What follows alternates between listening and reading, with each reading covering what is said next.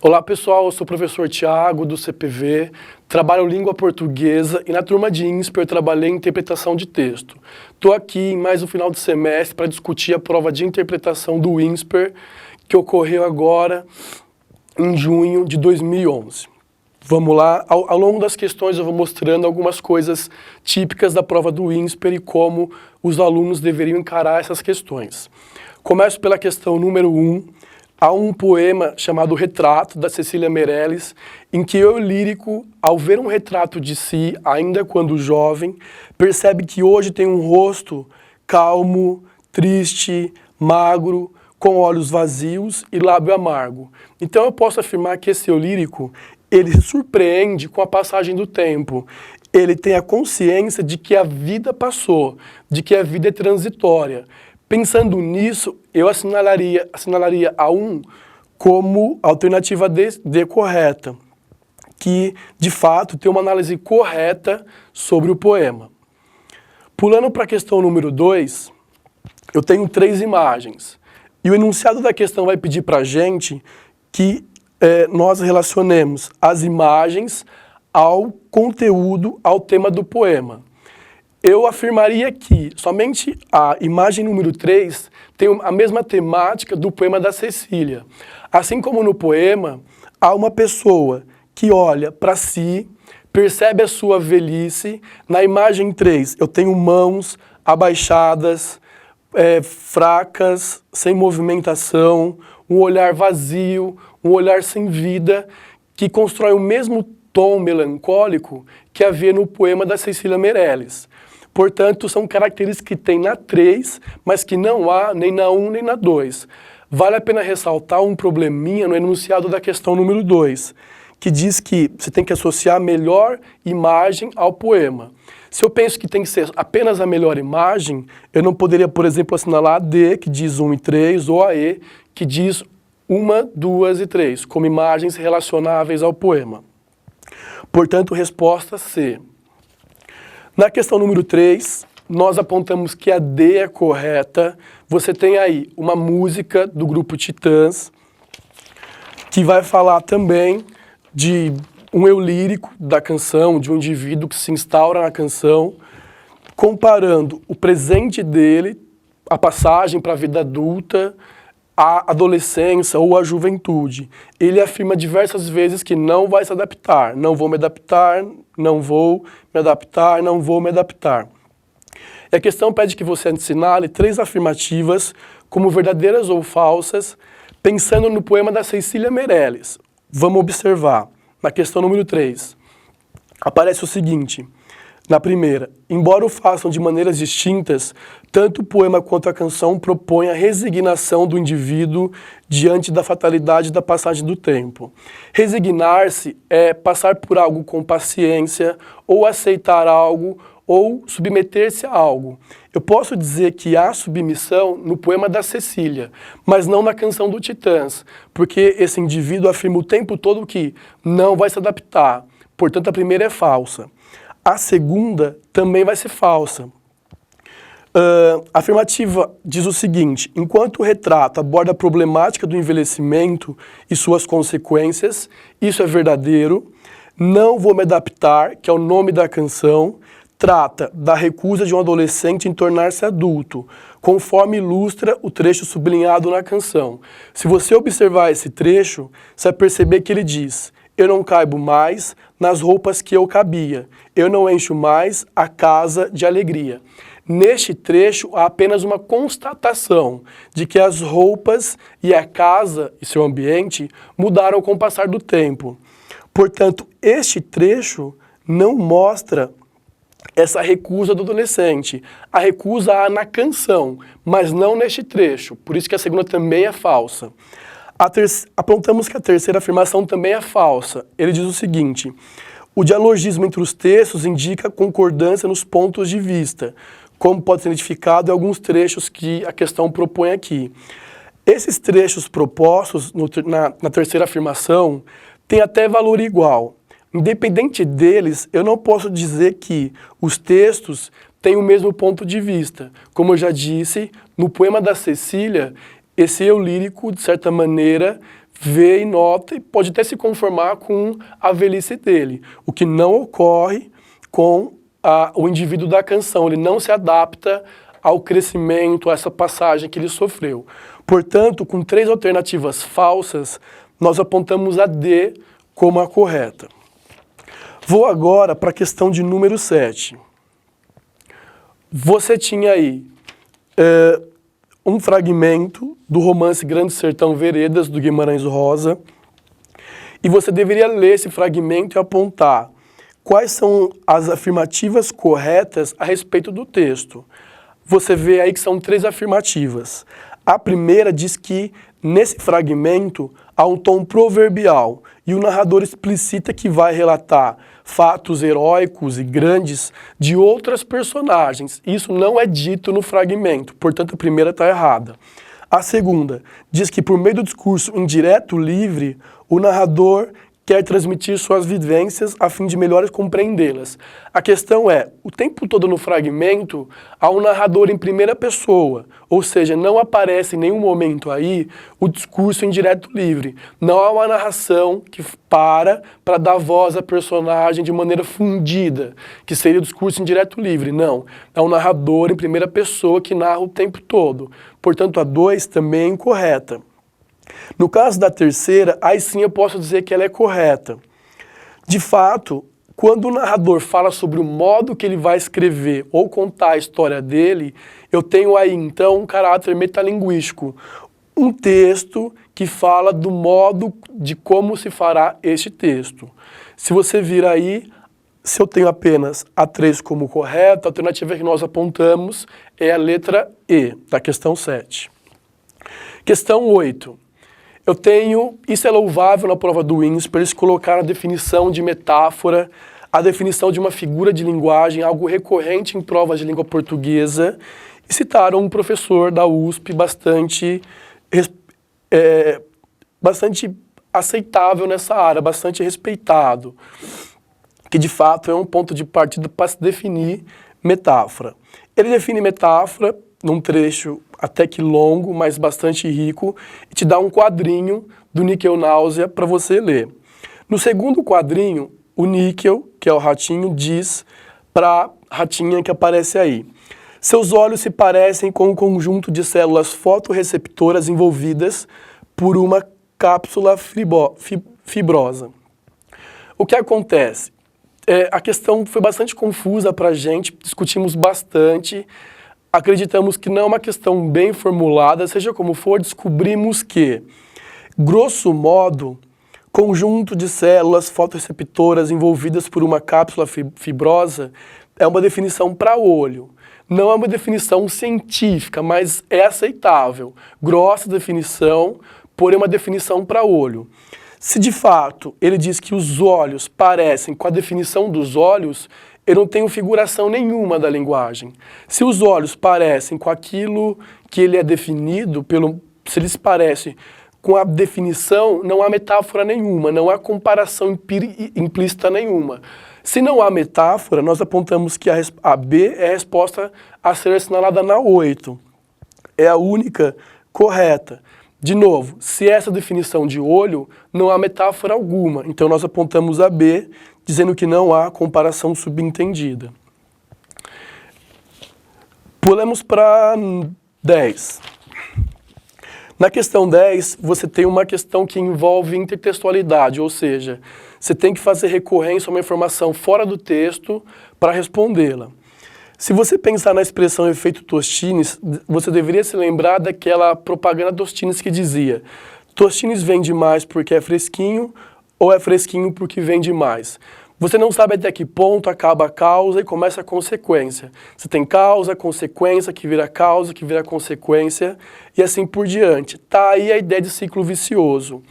Essa mesma ideia você encontra na D, que diz: há tempos economistas reivindicam a reforma fiscal, já que a elevada carga tributária brasileira serve como estímulo à fraude. Quanto mais reforma fiscal, mais fraude ou sonegação de impostos você tem. Como a tributação é excessiva, sonega-se muito, e como há muita sonegação, tributa-se mais.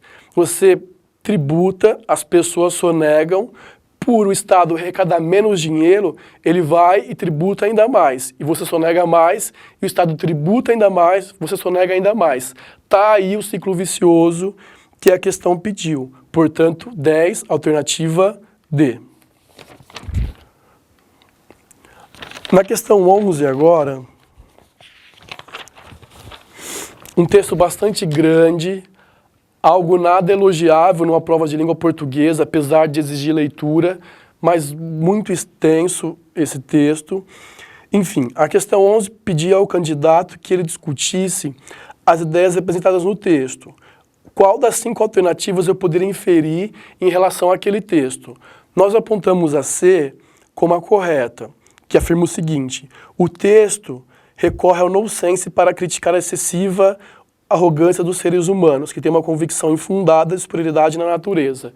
De fato, o João Baldo Ribeiro, ele constrói o raciocínio de que o ser humano se sente no topo da cadeia, se sente a raça superior, só que não percebe que ele também é carne, também pode ser alimento de uma outra raça de animais. E ao fazer essa argumentação crítica, ele usa ideias nonsenses, como animais ganhando direitos que só são reservados a seres humanos. Portanto, a C é a correta na questão 11.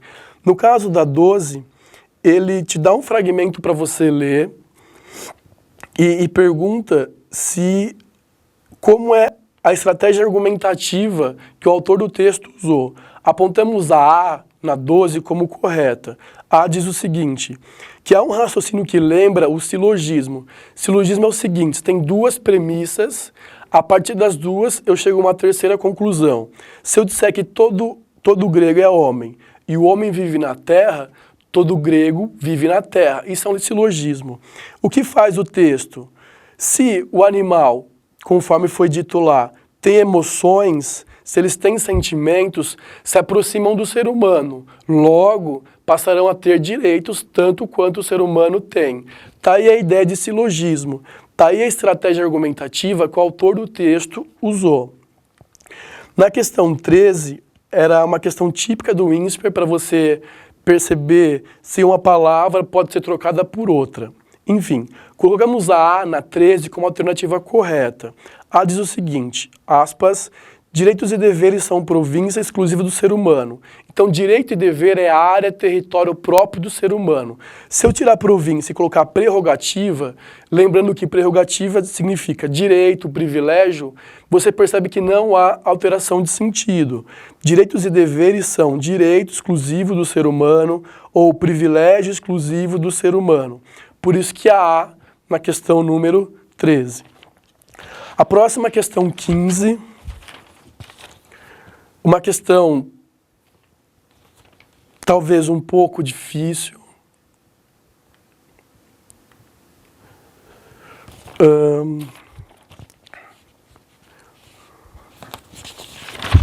Passei. Essa é a questão 15. Você tem uma lagartixa, nas costas dela está escrito terrorismo, ela perdeu o rabo. Aí você tem 5 afirmativas sobre essa questão. Apontamos que a B é correta na 15, porque ela diz o seguinte, que essa charge sugere que a morte de Bin Laden foi inócua no combate ao terrorismo. Ou seja, se a lagartixa pede o rabo dela, e mesmo assim ela continua viva, bem, e outro rabo cresce, eu consigo pensar que o Bin Laden, sendo morto, não impedirá que o terrorismo continue e facilmente aparece um novo líder para guiar os terroristas. Portanto, apontamos a B como correta na 15. Na questão 16, uma questão um tanto difícil, chata para se fazer, você tinha a seguinte reportagem com um título e com a seguinte imagem para você interpretar e 3 afirmativas. Nós apontamos que as 3 são corretas. No caso da primeira, talvez a mais difícil, você tem a seguinte afirmação de que o título da reportagem, que é Poluição causa mais infarto que cocaína, é uma reportagem falaciosa. Entendemos que sim. Porque, de fato, se eu pegar a perspectiva coletiva, a poluição vai matar mais do que a cocaína. Poucas pessoas usam cocaína e muitas estão submetidas à população. Só que se eu pensar no ponto de vista individual, e se você for a esse pequeno quadro mais abaixo, ao lado direito, você vai ler que 0,04% da população usa drogas. Então, na questão individual, para essa população usuária de drogas, a poluição não causa mais infarto que cocaína. Nesse caso, é a cocaína que causa mais infarto do que a poluição. Então, neste caso, eu posso dizer que o título é falacioso. Para esse pequeno grupo, essa parcela mais individual da sociedade, é a cocaína que causa mais infarto, não a poluição. Na segunda afirmação, a ideia de que ser demitido do emprego pode causar mais riscos do que vencer campeonato. Se olhar, isso vai ser verdade. Você perder seu emprego pode causar emoções negativas ou raiva, que são o sexto e o sétimo causadores desse ranking. Enquanto ver um time ganhar um campeonato é o nono causador, ou seja, perder emprego é mais nocivo, sim, do que o seu time ganhar um título de futebol. Portanto, a questão é verdadeira. Na terceira afirmativa, a pesquisa mostra que a alimentação gordurosa, que seria o oitavo causador, refeições pesadas, é um risco mais grave do que contrair infecções respiratórias, que é o 13º causador. Ou seja, também a questão é verdadeira. A alimentação gordurosa é mais prejudicial no sentido de causar um infarto do que infecções respiratórias. Todas corretas, então nós vamos ter que a alternativa correta vai ser a letra A, 16A. Vou pular agora para 24. A 24 tem um capítulo do Memórias Póstumas de Brás Cubas. É bem comum na prova do INSPER o último texto ser um texto literário. Enfim, a questão 24 pedia que você lesse 5 afirmativas sobre o texto e afirmasse a única incorreta pela leitura que você fez. Apontamos que a única incorreta é a alternativa E, a qual afirma o seguinte: a expressão "quem nos visse juntos diria que a dona Plácida era minha sogra", nessa expressão o narrador demonstra que passou a cultivar sincero afeto pela mulher. Não é possível dizer que o narrador, o Brás Cubas, de fato cultiva um sincero afeto pela mulher. Ele consegue fazer com que ela faça suas vontades, as vontades do Brás Cubas, comprada por um preço, angariada, forçada e manipulada. Ou seja, não há um sincero afeto por essa mulher. Dá para se dizer que é um afeto em virtude de que ela faz tudo o que ele deseja. Na questão 25, é uma questão de coesão. Perguntava de recursos linguísticos dentro do romance sobre coesão. Aportamos que a D é correta porque na expressão "falava-me com eles baixos", o pronome pessoal eles faz referência à palavra olhos que apareceu no texto. O trecho é o seguinte: "Ao menos é certo que não levantou os olhos para mim durante os primeiros 2 meses. Falava-me com eles baixos, com os olhos baixos, séria, carrancuda, às vezes tristes. Os olhos estavam baixos por causa da tristeza de Dona Plácida." Então esse eles, na alternativa D, corretamente tem uma função anafórica e faz referência ao termo olhos. 25, resposta D. Na questão 26, você tem uma questão típica do INSPER, que é um discurso direto e a prova pede para que você transponha o discurso direto para o indireto. A única possível que não comete nenhum tipo de erro é a alternativa C. 26, alternativa C. Você tem o Brás Cubas afirmando ao curioso leitor, e essa narração corresponde ao discurso direto. É o Brás Cubas, de fato, que interpela esse leitor. Então, quando eu for transpor isso, eu tenho que pôr: Brás Cubas tem um tom afirmativo ao leitor.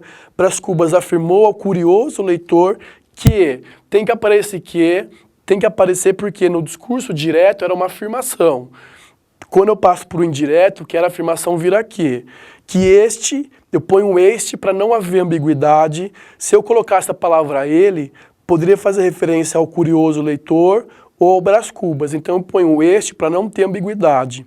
Não seria capaz, o seria continua como futuro do pretérito, não há transformação alguma para esse verbo, capaz de lá entrar atualmente. Estava lá no discurso direto, continua em terceira pessoa no discurso indireto, e o que era hoje no direto tem que virar em terceira pessoa no indireto, no caso, atualmente. Então a única completamente correta é a C.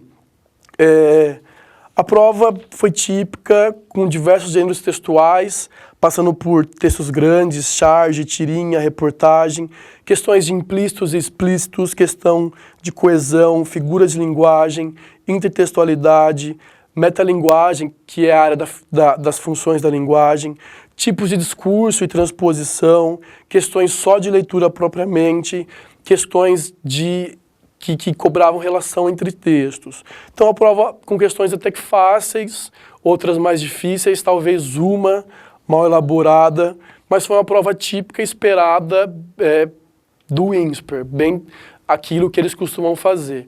Espero que vocês tenham ido bem e até a próxima. Tchau, tchau.